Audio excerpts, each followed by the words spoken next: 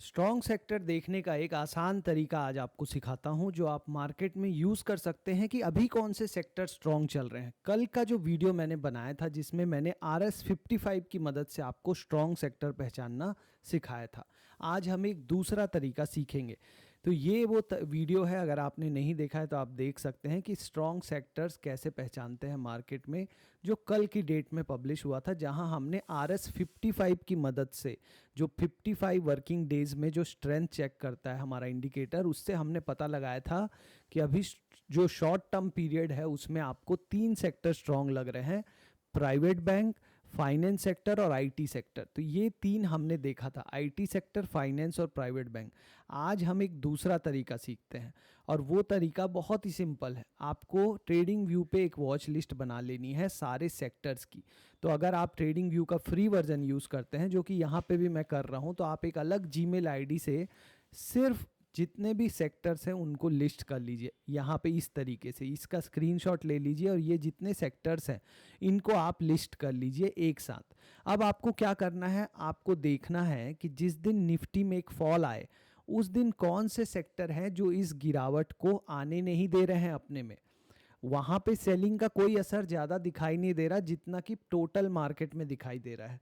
और कौन से सेक्टर हैं जहाँ निफ्टी की तुलना में ज़्यादा सेलिंग हुई है, ज़्यादा गिरावट है। तो अब सिंपल सी बात है, निफ्टी एक ओवरऑल मार्केट का एक मूड दिखाता है।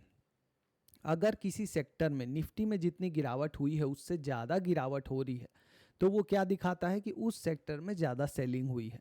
और किसी सेक्टर में अगर सेलिंग कम हुई है, वो कम गिरा है निफ्टी की तुलना में, तो मतलब कि वो स्ट्रांग है। ऐसा ही आप जिस दिन निफ्टी ग्रीन डे बनाए, मतलब जिस दिन निफ्टी बुलिश हो, उस दिन भी आप कर सकते हैं कि निफ्टी मान लीजिए यहाँ पे लगभग 0.59% बढ़ा है, तो कौन सा सेक्टर है जो ज़्यादा बढ़ा है, कौन सा कम बढ़ा है। अब ये एक दिन का डेटा आपके काम उतना नहीं आएगा, लेकिन एक दिन में आपको ये समझ में आ जाएगा कि ट्रेंड किस तरफ है। आप उसी सेक्टर को फॉलो कर सकते हो अगले 1-2 हफ्ते तक, 3 हफ्ते तक, और देखिए कि क्या उस सेक्टर में ये ट्रेंड लगातार दिखाई दे रहा है। मतलब बार बार ऐसा हो रहा है कि वो जो सेक्टर है वो आपकी निफ्टी को आउट परफॉर्म कर रहा है, मतलब निफ्टी से बेटर परफॉर्म कर रहा है।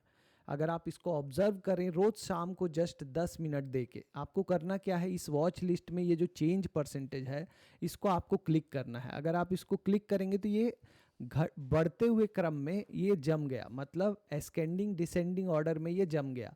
अब आपको यहाँ निफ्टी से ऊपर ये 3 सेक्टर दिखा रहा है। जो निफ्टी आज जो 0.86% गिरा है, तो ये 3 सेक्टर निफ्टी से कम गिरे हैं। आईटी सेक्टर सिर्फ 0.29% गिरा है, फाइनेंस 0.7, और प्राइवेट बैंक, पूरा बैंक सेक्टर नहीं, प्राइवेट बैंक सेक्टर 0.83%। तो निफ्टी की तुलना में ये तीनों लगभग कम गिरे हैं। तो यहाँ से भी पता चलता है कि आज की डेट के लिए ये तीनों सेक्टर स्ट्रॉन्ग थे, जहाँ पूरी निफ्टी के मुकाबले कम बिकवाली आई, कम सेलिंग आई। उसमें से भी सबसे स्ट्रॉन्ग क्या दिखाई दे रहा है आपको, आईटी सेक्टर। अब आप यही काम अगर आप अगले 2-3 हफ्ते कर लें तो आपको एक ट्रेंड दिखाई देगा। ट्रेंड मतलब कि किस सेक्टर, कौन सा सेक्टर है जो निफ्टी जिस दिन बुलिश है, जिस दिन निफ्टी ग्रीन है, उस दिन वो ज़्यादा अच्छा परफॉर्म कर रहा है, जिस दिन निफ्टी वीक है वो निफ्टी के मुकाबले कम गिर रहा है। अब यही काम आप स्टॉक्स में भी कर सकते हैं। उसी सेक्टर के सारे स्टॉक्स में देखिए कि कौन से सेक्टर हैं जो जो सेलिंग आ रही है उसमें उसको हरा रहे हैं, उसको आने नहीं दे रहे हैं। जब आंधी आती है, जब तूफान आता है, तो कौन से वो वृक्ष हैं, कौन सा वो घर है, कौन सा वो इंसान है जो उसमें डट के खड़ा है। तभी जब अच्छा समय आएगा तो वही इंसान आपका लीडर बनेगा, वही इंसान आगे जाके उन्नति करता है जो टफ टाइम में खड़ा रहता है। तो यही सिंपल लॉजिक है। और ना इसमें हम कोई इंडिकेटर देख रहे हैं, ना हम कुछ और देख रहे हैं, चार्ट देख रहे हैं। हम सिर्फ बात कर रहे हैं कि जिस दिन ओवरऑल मार्केट में बिकवाली है, कौन से सेक्टर में बिकवाली नहीं आ रही। अब कोई क्यों नहीं बेचेगा आईटी सेक्टर को, आज कोई क्यों नहीं बेचा। इतनी पैनिक में तो रिटेल पब्लिक तो जनरली आपने देखा होगा, जब सेलिंग आती है तो वो सब कुछ बेच देते हैं। तो वहाँ पे कोई बड़े प्लेयर्स का हाथ होता है, तभी वो आपको पता चलता है कि वहाँ पे बिकवाली नहीं आ रही, सेलिंग नहीं आ रही। और जहाँ पे स्ट्रेंथ के दिन में ज़्यादा बुलिशनेस दिखे, वहाँ पे भी दिखाई देता है कि इस सेक्टर में ज़्यादा खरीदी हो रही है, खरीदारी हो रही है। तो ये स्ट्रेंथ देखने का एक सिंपल तरीका है। कल जो मैंने बताया था वो इंडिकेटर एक लगा के, इंडिकेटर आपको बता रहा था कि स्ट्रेंथ है। आज जो आप कर रहे हो वो एक तरह से एकदम रॉ डेटा है, मतलब आपका खुद का एनालिसिस है, जो आप खुद की नज़र जो है, आपकी आँख वो देखने के लिए ये ट्रेन हो जाएगी। जैसे जैसे आप ये प्रैक्टिस करेंगे तो आपको खुद ब खुद पता चलने लग जाएगा कि ये स्टॉक जो है काफ़ी टाइम से निफ्टी को आउट परफॉर्म कर रहा है। उसमें जो सेलिंग आ रही है वो इसमें नहीं दिखाई दे रही, उसमें जो बाइंग आ रही है उसमें ये ज़्यादा बाइंग दिखाई दे रही है। तो अगर ये नीचे के लेवल पे किसी स्टॉक में मिले तो और भी सोने पे सुहागा है, क्योंकि वहाँ पे रिस्क भी कम है और वो वैल्यू में भी है वो स्टॉक अभी, तो वहाँ पे तो और भी अच्छा है। तो ये काम आप करिए और आप बताइएगा आपका क्या।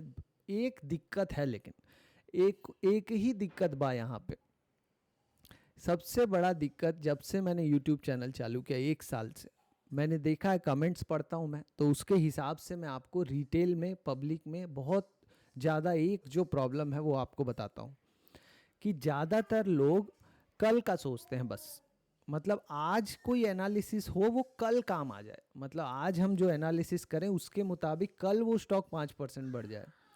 इतना जल्दी में मत रहिए, थोड़ा लंबा सोचिए कि ये जो एनालिसिस कर रहे हैं, ये जो स्टॉक्स हैं, ये एकदम 1-2 दिन में नहीं बढ़ जाएंगे। अभी जैसे मैंने बोल दिया 2-3 हफ्ते देखना है, तो कई लोग कमेंट में कर देते हैं कि 2-3 हफ्ते में तो वो बढ़ जाएगा और बढ़ के ख़त्म हो जाएगा, फिर तो हमारा पैसा वो तो बनना था तो यही 2-3 हफ्ते में बनना था। ऐसा नहीं होता है।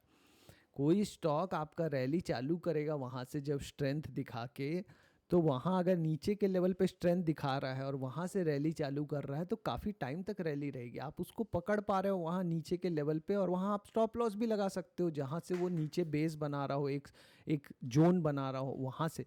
तो उस टाइप के स्टॉक्स में अगर आप एंट्री करो तो ये आपको अच्छा मदद करता है। तो स्ट्रेंथ का मतलब ये नहीं कि वो बढ़ेगा ही बढ़ेगा।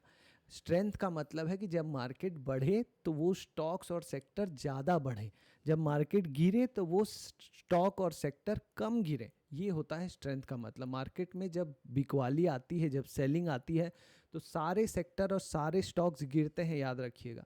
लेकिन यही बेस्ट टाइम होता है पता करने का कि कहाँ पे स्ट्रेंथ है, जब मार्केट में बिकवाली आती है। और ज़्यादातर लोग इसी समय पे अपना बंद कर देते हैं स्क्रीन की, नहीं देखना है, मूड ख़राब हो गया। पर यही टाइम है ऑब्जर्व करने का, पता लगाने का कि आपके पोर्टफोलियो में कौन से स्टॉक हैं जो ज़्यादा गिर रहे हैं, कौन से हैं जो इस बिकवाली में भी खड़े हुए हैं डट के। तो जो ज़्यादा गिर रहे हैं वो वीक हैं, उनको निकाल के वो पैसा अच्छे वाले में डालिए। एक और प्रॉब्लम ये है कि लोग सोचते हैं कि लॉस बुक करना ही नहीं है। अरे आप उस स्टॉक में रखो वो पैसा, चाहे वो पैसा निकाल के स्ट्रॉन्ग स्टॉक में रखो, वो तो उतना ही पैसा है। आने वाले 1-2 साल में आप उस वीक स्टॉक में बैठे रहना चाहते हो या स्ट्रॉन्ग स्टॉक में जाना चाहते हो जो आपका जो लॉस है उसको जल्दी कवर करेगा। कुछ लोगों को मैंने देखा है, बात किया है, तो वो बोलते हैं कि अगर मैंने ये काट दिया ये पोजीशन तो लॉस बुक हो गया ना। अभी तो लॉस बुक नहीं हुआ है, लॉस तो हो चुका है।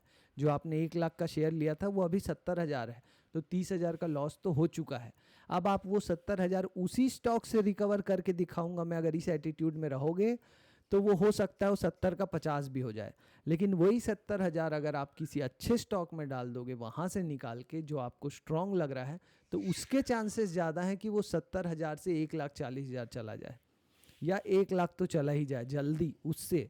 तो ये साइकोलॉजी वाला पॉइंट है, बहुत मुश्किल है ट्रेन करना अपने माइंड को कि चलो चलो ये एग्जिट का बटन दबा दें। वो एग्जिट का बटन नहीं दबाया जाता।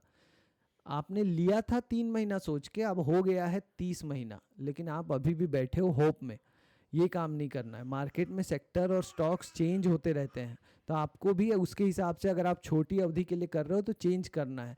जो लॉन्ग टर्म इन्वेस्टिंग किए होंगे अपने बेटा बेटी के लिए, पोता पोती के लिए 10-20 साल के लिए, वो अलग टाइप का इन्वेस्टिंग है। वहाँ आप सोच सकते हो कि चलो नीचे जाए ऊपर जाए, मैं तो ये स्टॉक 10 साल के लिए लिया हूँ, वहाँ आप बैठे रहो। लेकिन आप खुद बताओ ईमानदारी से कि आप वो स्टॉक कितने टाइम के लिए लिए थे और अब कितना टाइम हो गया है।